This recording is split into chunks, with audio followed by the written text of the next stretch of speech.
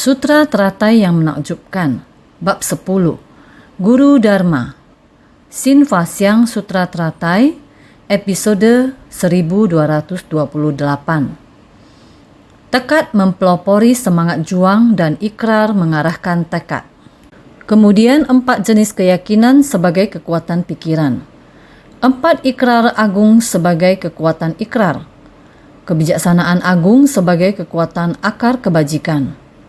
Artinya, tekad dapat memelopori semangat juang. Ikrar dapat mengarahkan tekad untuk membangkitkan ikrar agung dari Dharma agung yang nyata dan murni. Berharap setiap orang lebih bersungguh hati akan 4 jenis keyakinan ini dan mengingatnya dengan baik. Karena terhadap kita sebagai praktisi pembinaan diri adalah sebuah kemampuan yang sangat bermanfaat. Oleh karena itu, harus bersungguh hati. 4 jenis keyakinan sebagai kekuatan pikiran. 4 ikrar agung sebagai kekuatan ikrar. Dalam 4 jenis keyakinan, yang pertama adalah akar keyakinan. Akar keyakinan harus mendalam. Akar keyakinan ini, setiap bab semuanya ada membahas bahwa keyakinan harus mendalam.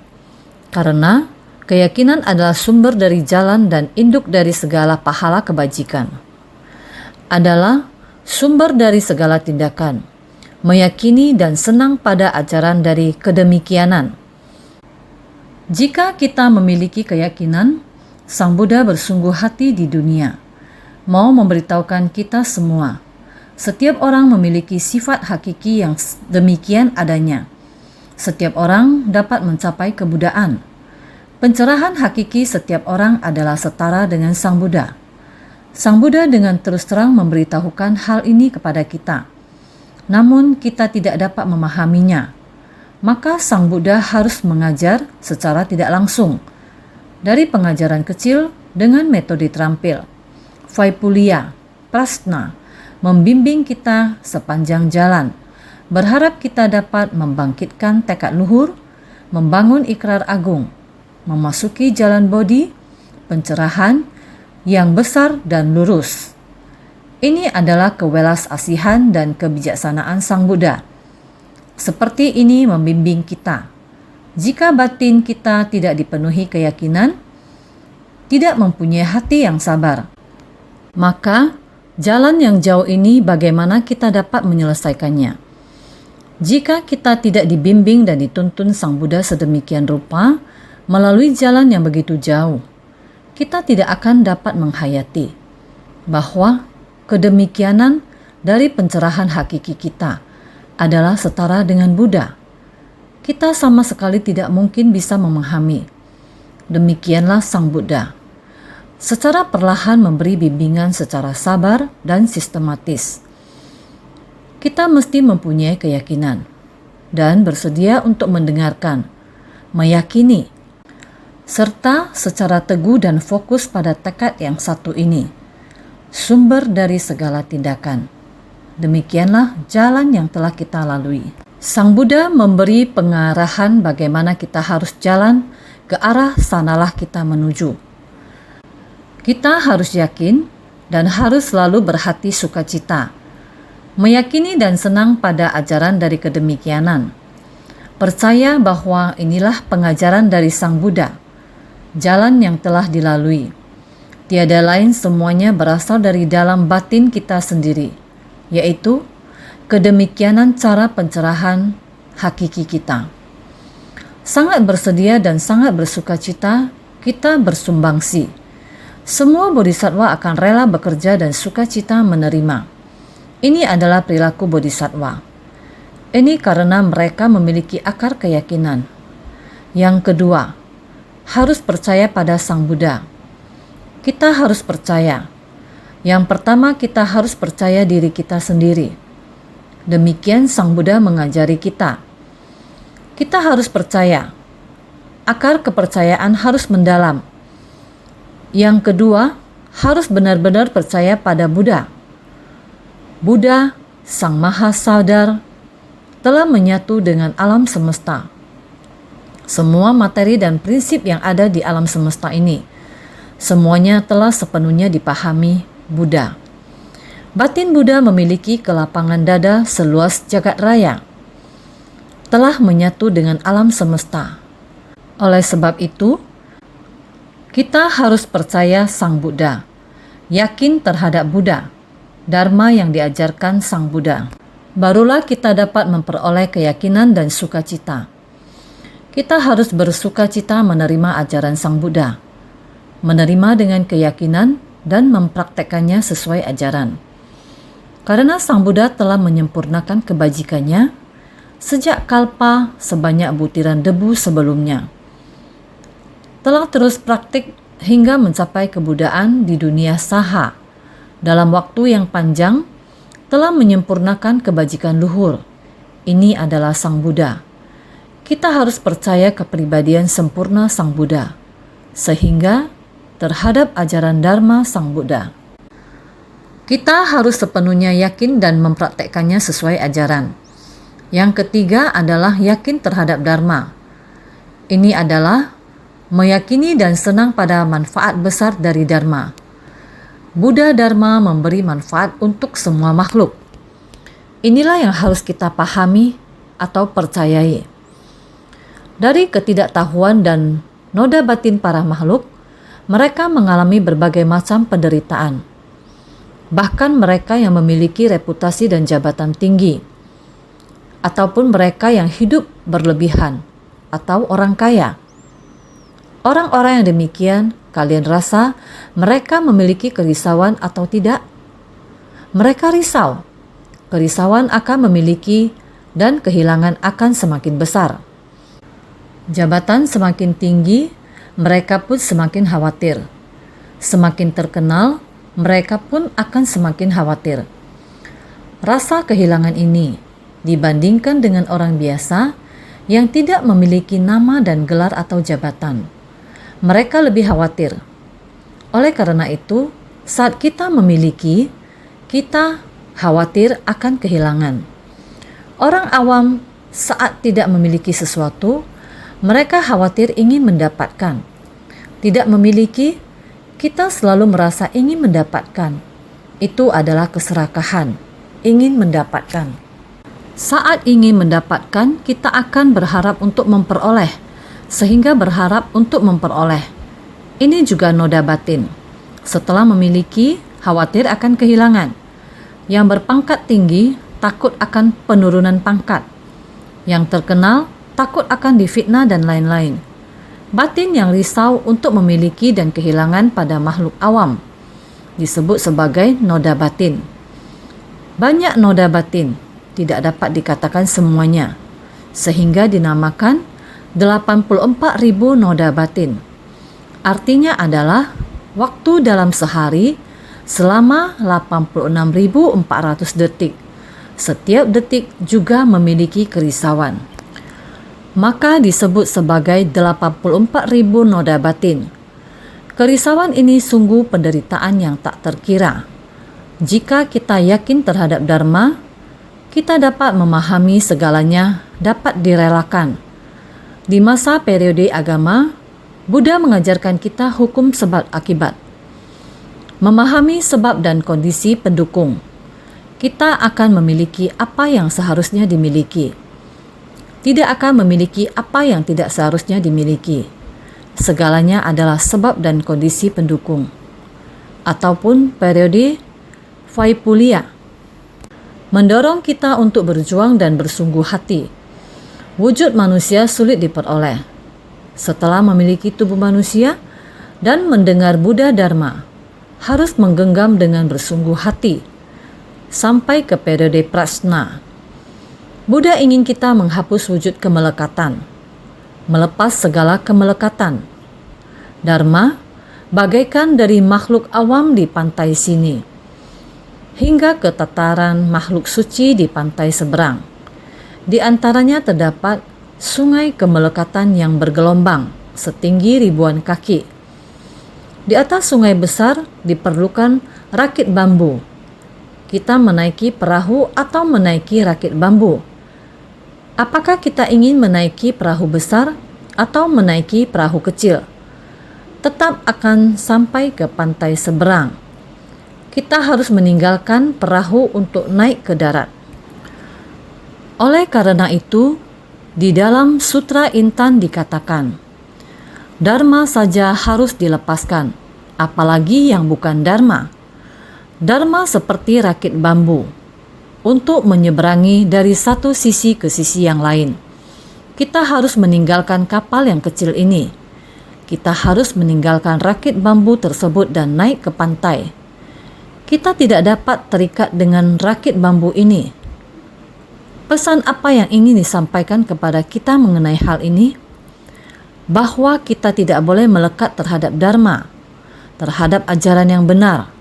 Kita lakukan saja. Tidak hanya terperangkap di situ-situ saja.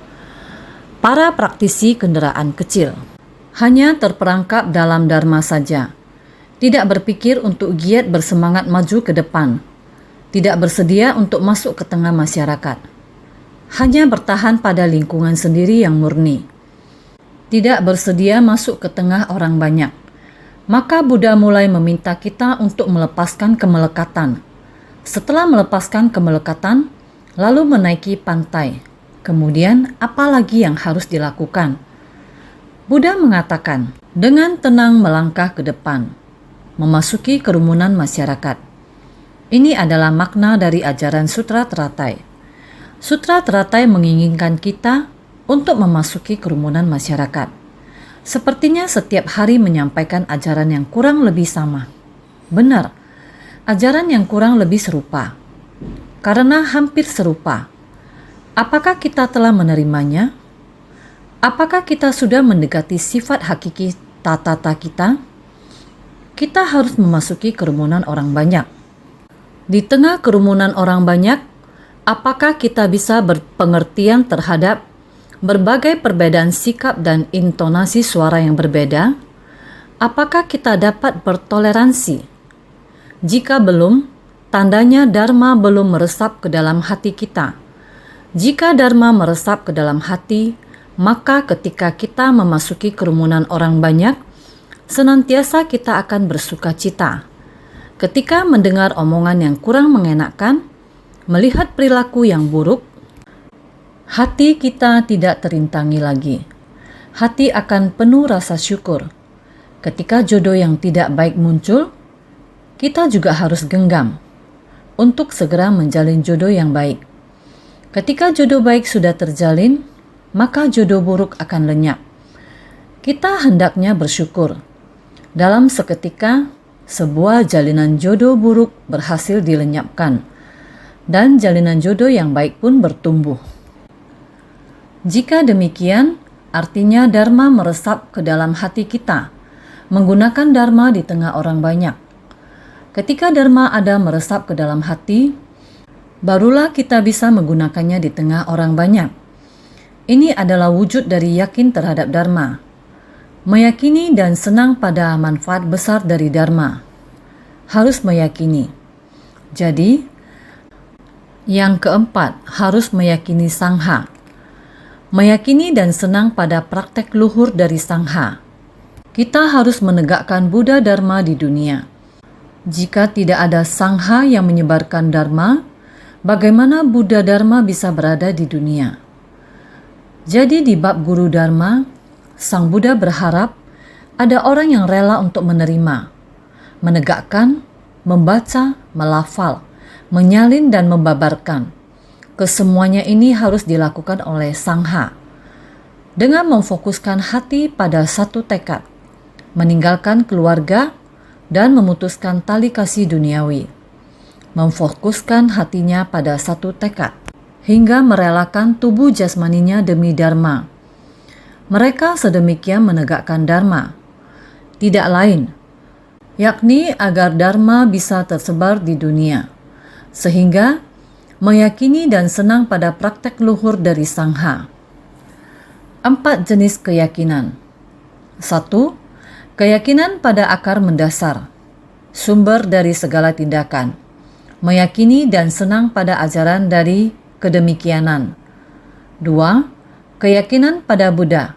Meyakini dan senang pada pahala kebajikan besar dari Buddha. 3. Keyakinan pada Dharma. meyakini dan senang pada manfaat besar dari Dharma. 4. Keyakinan pada Sangha, meyakini dan senang pada praktek luhur dari Sangha. Kita harus meyakini secara mendalam keempat hal di atas. Ada keyakinan baru bisa benar-benar memasuki jalan kebudaan. Bagaimana masuk ke jalan Buddha Dharma? Yakni 4 keyakinan ini. Yakni adalah kekuatan dari setiap bersit niat dan pikiran kita. Sering dikatakan kepada semuanya. Semuanya berada di sebersit pikiran. Jadi dengan adanya kekuatan perhatian dari hati, barulah bisa menjaga 4 ikrar agung kita. Makhluk hidup yang jumlahnya tak terhingga. Aku bertekad menyelamatkan mereka semua. Kerisauan batin yang tiada akhir. Aku bertekad menghilangkannya seketika. Pintu Dharma yang tiada terkira. Aku bertekad menguasai semua. Jalan kebudaan yang tiada tara. Aku bertekad mencapainya. Kekuatan dari 4 ikrar agung berada di dalam setiap kekuatan perhatian kita. Kekuatan dari setiap bersit niat dan pikiran bersumber dari 4 keyakinan. Kekuatan dari 4 keyakinan dilatih secara konsisten. Di dalam menekuni ajaran Buddha haruslah demikian. Jadi, kebijaksanaan agung sebagai kekuatan akar kebajikan. Kebijaksanaan agung kita. Jika tidak dimulai dari kekuatan akar kebajikan ini, keyakinan dan tekad kita tidak bisa menjadi kokoh. Jadi ini artinya tekad dapat memelopori semangat juang. Tekad kita dapat memelopori semangat juang untuk maju ke depan. Jika dalam pembinaan diri kita tidak memiliki tekad, maka sangat cepat keyakinan, ikrar dan praktek kita akan hilang. Kita harus memiliki tekad, terus maju ke depan. Ini adalah semangat juang. Kita harus mendorong maju menuju tujuan kita.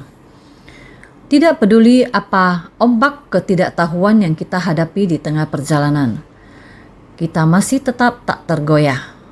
Tekad ini, kita harus membangun tekad ini. Jika dalam pembinaan diri kita tidak membangun tekad, maka tekad ini kita tidak memiliki semangat untuk maju terus. Jadi, ikrar dapat mengarahkan tekad.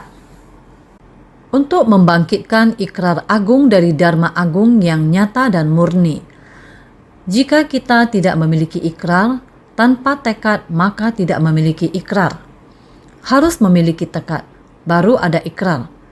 Ikrar ini bisa membimbing tekad kita. Kekuatan ikrar ini saling mendampingi. Tekad dan ikrar, kekuatan tekad, tetap harus saling berdampingan.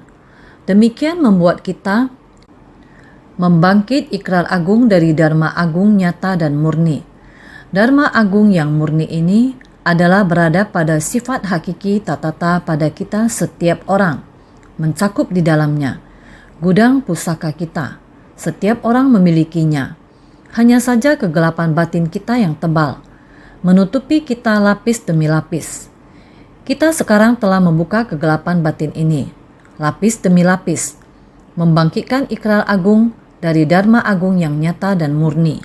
Kita bisa mendekati untuk membangkitkan ikrar agung dari Dharma agung yang nyata dan murni kita. Terjun ke tengah kerumunan orang banyak dengan hati Buddha untuk memandang para makhluk sebagai putra sendiri. Buddha memiliki harapan yang demikian. Kita juga sama memiliki harapan yang demikian. Jadi, ini adalah kekuatan dari keyakinan besar. Sehingga kita bisa dengan Buddha demikian bersama di sebuah ruang. Sebelumnya telah mengatakan itu adalah. Orang-orang ini memiliki kekuatan dari keyakinan besar, kekuatan dari tekad dan kekuatan dari segala akar kebajikan. Engkau hendaknya tahu kalau orang-orang ini akan tinggal bersama dengan Tathagata dan kepala mereka akan dibelai oleh tangan Tathagata. Sutra Teratai Bab 10, Guru Dharma.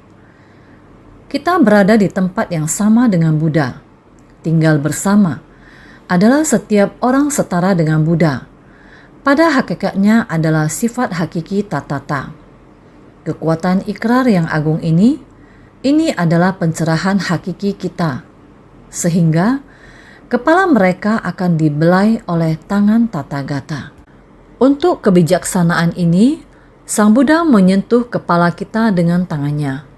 Artinya kita setiap orang memiliki hakikat kebudaan.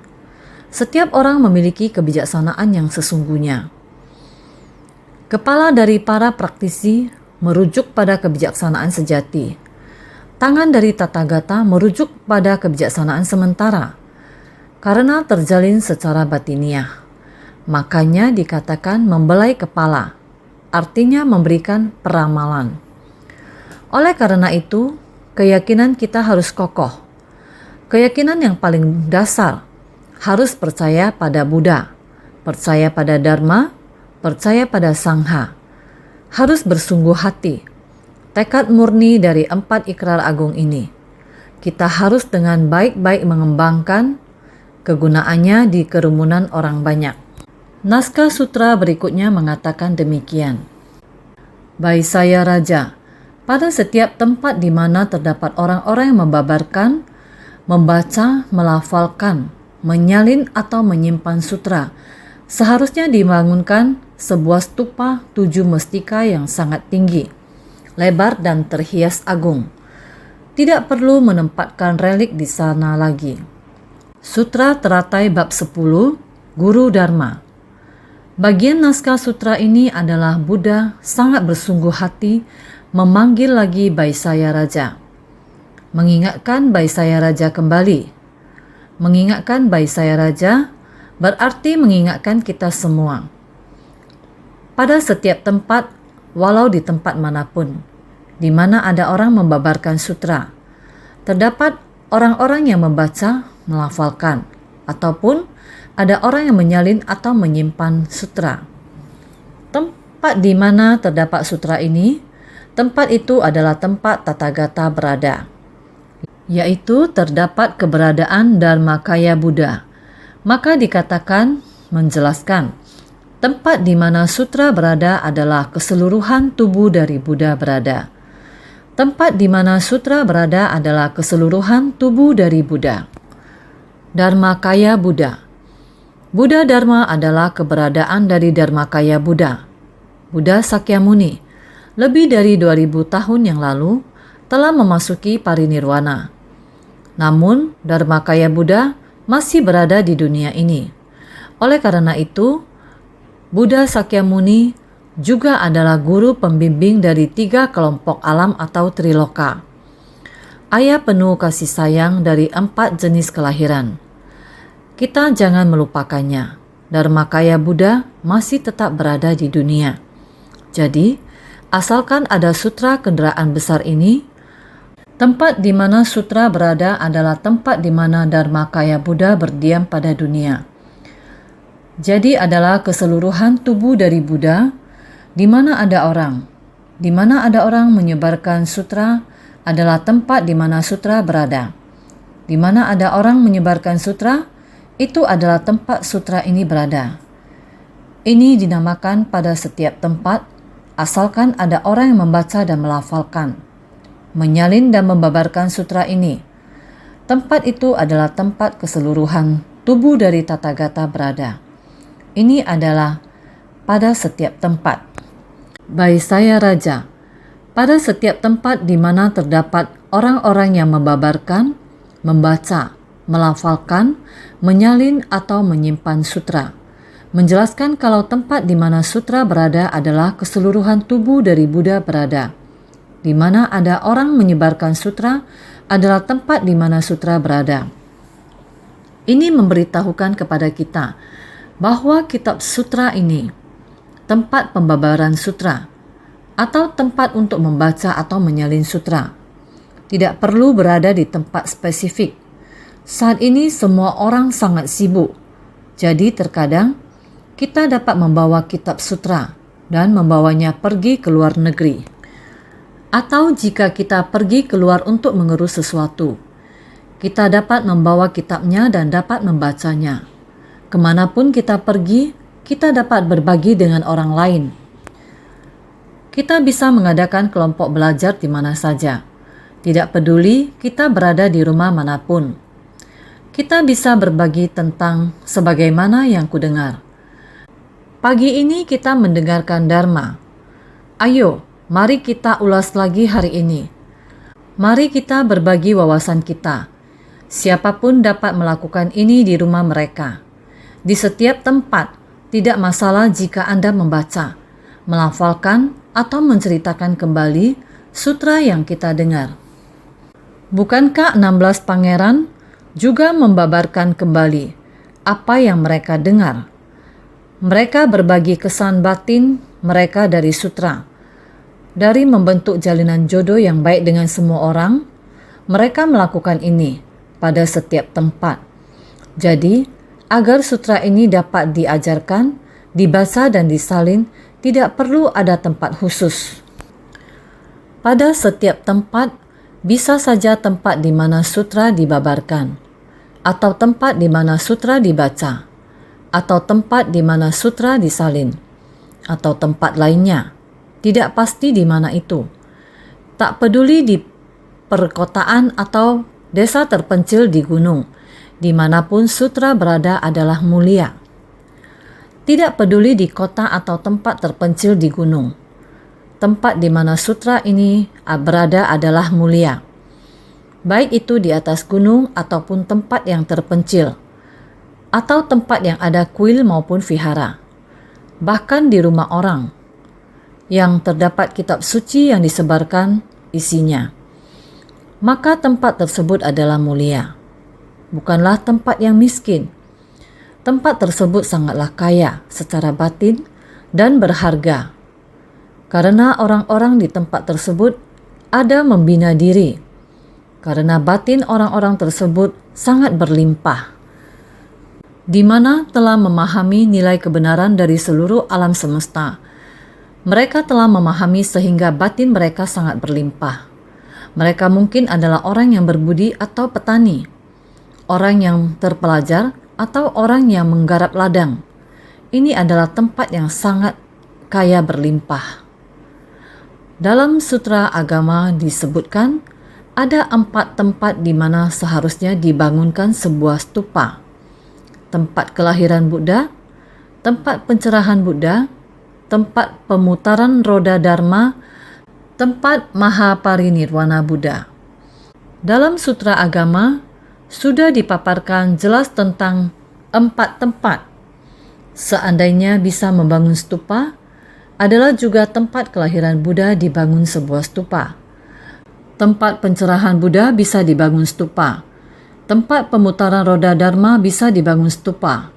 Tempat Mahaparinirwana juga bisa dibangun stupa. Ini adalah di dalam sutra agama.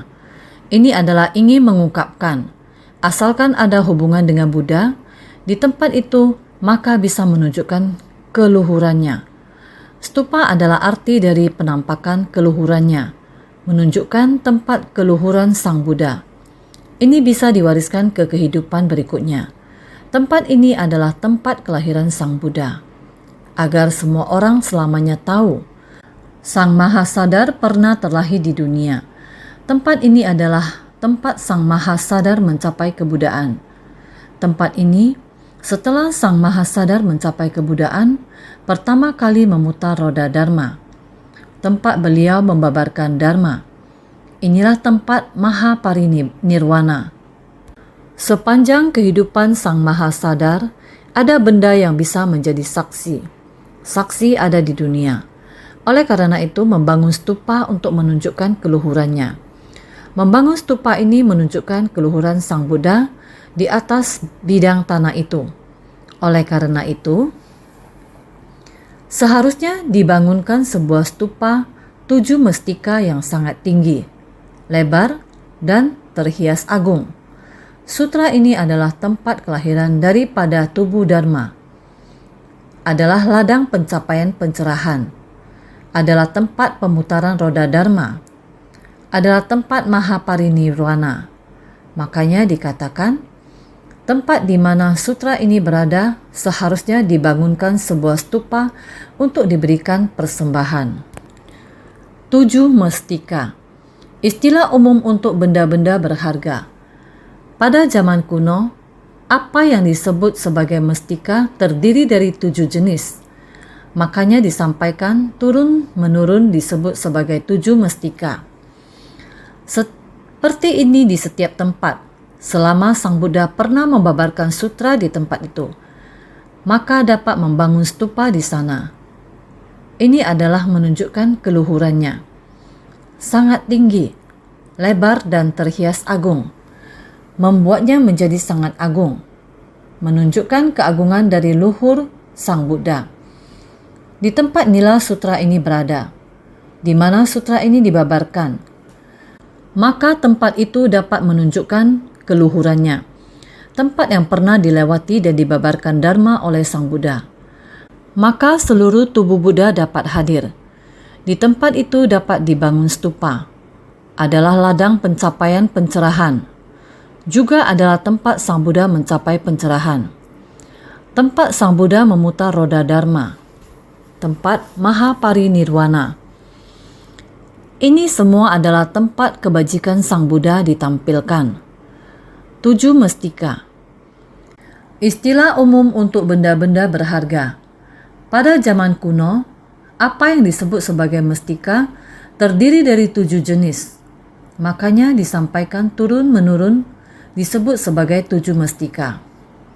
Maka, stupa 7 mestika. Stupa 7 mestika adalah stupa yang sangat berharga. 7 mestika. Istilah umum untuk benda-benda berharga. Ada sangat banyak mestika di dunia. Tetapi, istilah umum disebut 7 mestika. Yakni ada emas, perak, lapis lazuli, batu agate, batu karnelian, mutiara, dan batu mawar. Oleh karena itu disebut 7 mestika. Maka ini adalah istilah umum untuk benda-benda berharga. 7 mestika. Pada zaman kuno, apa yang disebut sebagai mestika terdiri dari 7 jenis, yaitu yang baru dibacakan. Stupa adalah tempat di mana relik ditempatkan, yaitu tempat relik Sang Buddha ditempatkan. Relik Sang Buddha yaitu setelah Sang Buddha parinirwana, melewati api dan menjadi abu.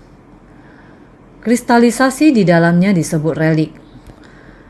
Tidak perlu menempatkan relik di sana lagi, karena di sana sudah ada keseluruhan tubuh Dharma dari Buddha. Jadi kita tidak perlu relik.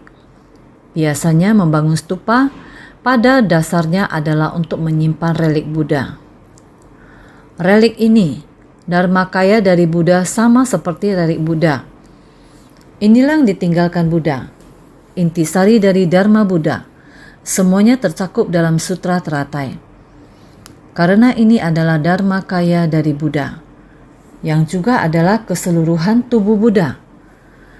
Buddha mendedikasikan sepanjang usianya di dunia adalah demi membabarkan sutra ini, membimbing semua orang untuk kembali pada sifat hakiki Tathagata.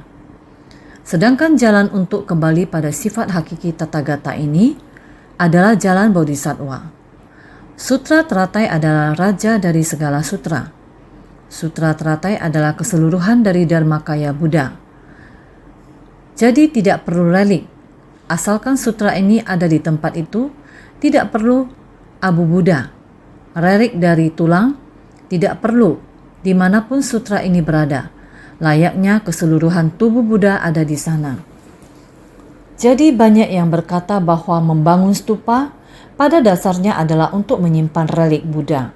Sebenarnya, Sutra Teratai adalah keseluruhan tubuh Buddha, adalah keseluruhan hidup Sang Buddha, termasuk tubuh Buddha. Pikiran dan kehidupannya, tubuh dan kehidupannya, adalah demi datang ke dunia untuk menyadarkan para makhluk. Menyadarkan para makhluk adalah agar para makhluk bisa kembali pada sifat hakiki Tathagata, sampai mencapai kebudaan dan bersatu padu dengan semesta alam. Ini adalah semangat dan niat Sang Buddha. yang terkandung di dalam sutra teratai. Relik adalah bagian dari tubuh Buddha yang kokoh, tidak hancur setelah dikremasi, terbentuk oleh pahala kebajikan Buddha seperti dhyana, samadhi, dan sebagainya. Sehingga yang disebut relik adalah bagian dari tubuh Buddha yang kokoh. Setelah kremasi, benda yang masih tertinggal adalah praktek dhyana, samadhi, dan pahala Buddha lainnya yang menciptakan relik ini. Sebenarnya keseluruhan tubuh Sang Buddha, semangat, prinsip, dan intisari Dharma berada dalam sutra teratai. Jika kita tidak sepenuh hati memahaminya, Buddha Dharma ada di mana-mana. Jika kita dapat memahaminya, setiap orang adalah Buddha masa depan. Tidak hanya manusia, namun berlaku untuk semua makhluk. Semua makhluk memiliki sifat kebudaan. Setiap binatang dan manusia adalah sama. Binatang apapun juga memiliki sifat kebudaannya. Di Thailand, yaitu di Chiang Mai, sebuah desa, ada sebuah keluarga petani. Keluarga petani ini menternak sekumpulan kawanan besar ayam. Di antaranya ada seekor burung kerak jambul. Kerak jambul, seekor burung. Burung ini selalu berada di kawanan besar ini, di dalam kawanan burung, selalu mengikuti seekor ayam betina. Sebenarnya mengapa demikian? Ada orang yang merasa sangat aneh. Mengapa dalam kawanan ayam terdapat seekor burung kerak jambul? Pemiliknya ini mulai menjelaskan bahwa seekor burung terjatuh dari sarang burung yang adalah kerak jambul. Ketika anak burung ini jatuh, ayam betina inilah yang menjaganya, menjaga anak burung ini. Ayam betina menjaga anak burung. Anak burung ini seperti ingin mengikuti ayam betina, selalu di antara kawanan ayam. Burung ini, saat ayam betina mengerami telur, dia juga menjaga di samping induk ayam. Di sana menemani. Anak ayam dari induk ayam telah menetas. Induk ayam mulai menyuapi anak ayam. Kadang mematuk cacing untuk dimakan anak ayam. Burung kerak jambul ini juga bisa mematuk cacing, membantunya menyuapi anak ayam. Ini adalah burung dan ayam. Ini juga adalah satu keluarga. Ada orang yang merasa ini sebenarnya sangat tidak terbayangkan. Ada orang yang berpikir untuk menguji burung kerak jambul ini. Apakah benar-benar mengenal induk ayam ini? Kawanan besar ini ayam betina sangat banyak. Apakah dia benar-benar hanya mengakui induk ayam ini? Ada yang sengaja menangkap ayam betina ini. Burung kerak jambul ini mulai menyerang orang ini, terus-menerus mengejarnya, terus menggigitnya. Segera mereka letakkan kembali.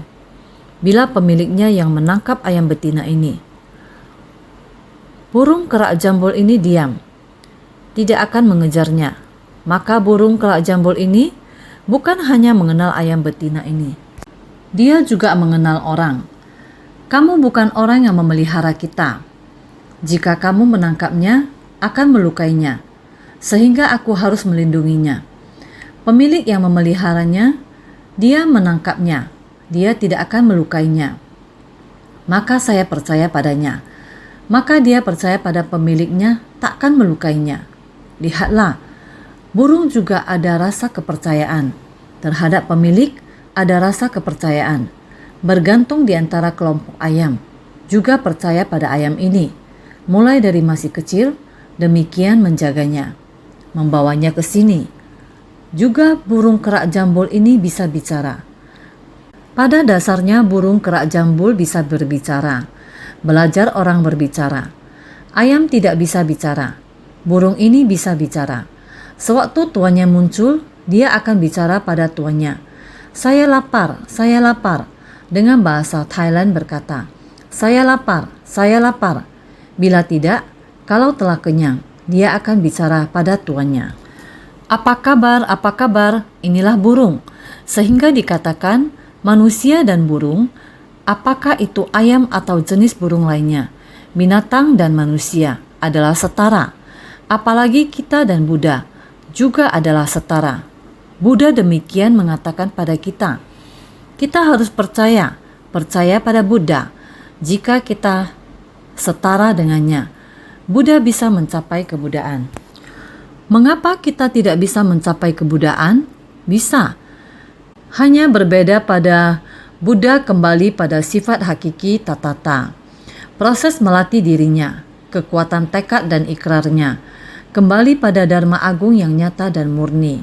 Karena beliau membangkitkan ikrar agung, semangat juangnya. Beliau mulai pada kalpa sebanyak butiran debu, dari kehidupan ke kehidupan. Tidak peduli berapa panjang waktunya, beliau yakin akar keyakinannya mendalam. Akar keyakinan dalam, maka dia bisa yakin. Kalpa sebanyak butiran debu lalu. Buddha Mahabhisna Janana Bibu berceramah, dia sangat yakin dan tidak curiga. Keyakinan pada Buddha, keyakinan pada Dharma, keyakinan pada Sangha. Demikian sepanjang praktek pelatihannya, sampai mencapai kebuddhaan. Ini menunjukkan kebijaksanaan agung dan kekuatan akar kebajikan. Tekad dapat memelopori semangat juang, tanpa kenal henti. Tidak akan maju, mundur lalu maju lagi. Tidak demikian, tanpa kenal henti maju ke depan. Kalpa sebanyak butiran debu terus melaluinya. Kekuatan tekad ini, maka dia mencapai kebuddhaan. Sehingga kita harus yakin, kita juga bisa mencapai kebuddhaan. Banyak yang bisa kita lihat, bisa membuat kita memahaminya. Burung kerak jambul dan ayam betina ini. Ayam betina juga mempunyai cinta kasih dengan binatang yang tidak sejenis dengannya. Dia melihat burung yang masih kecil terjatuh. Dia tahu jiwa kehidupan, dia tahu untuk menjaganya. Burung kerak jambul ini telah dewasa. Dia juga tahu untuk melindungi. Dia juga tahu untuk mengikutinya. Mesti ikut dengan kelompok ayam ini, menjaga kewajiban diri. Ikut dengan ketat. Tuannya memberinya makan. Dia tahu berterima kasih. Apa kabar? Inilah para makhluk yang mempunyai sifat Buddha. Asalkan kita sungguh hati meyakini dan memahaminya. Pada suatu hari nanti, kita juga akan mencapai kebuddhaan. Hanya perlu kita semua untuk senantiasa lebih bersungguh hati.